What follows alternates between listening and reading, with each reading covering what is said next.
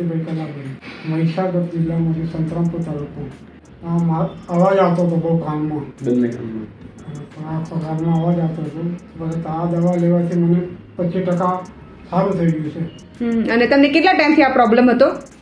1 વર્ષથી થતો. બરાબર. અને અત્યારે તમને 3 મહિનાની દવામાં કેવું છે? સારું છે. બરાબર. સારી દવા છે. સારું થઈને સારી છે. જયંતિભાઈ પટેલિયા, સંતરામપુર તાલુકો, મહીસાગર જિલ્લો. અને તમે પહેલી વાર આમની જોડે આવ્યા ત્યારે એમને કેવો પ્રોબ્લેમ હતો? એમને બંને કાનમાં બહુ અવાજ આવતો હતો, સંભળાતું નહોતું અને મગજ ફરી જતું હતું. બરાબર. એટલે 3 મહિના પહેલા આવ્યા હતા, દવા લીધી, હવે 25-30% જેટલો આરામ થયો છે એવું કેવું છે એમનું. બરાબર. અને ફોનથી બી એ વાત સારી રીતે હવે એકબીજાને કરી શકે છે. તો આવા આખા ભારતમાં બહુ બધા આવા પેશન્ટો હોય છે, તો એમને શું કહેવું જોઈએ તમારે?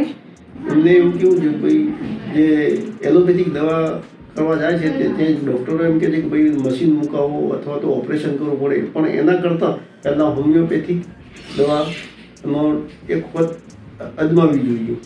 તો હોમિયોપેથિક દવાઈ પર ભરોસો કરવો જોઈએ કે ના કરવો જોઈએ? કરવો જ જોઈએ ને. હોમિયોપેથિક છે, આયુર્વેદિક છે, એ દવાઓ જડમૂળ સમય લાગે પણ જડમૂળથી એ રોગને પૂરો કરી દે.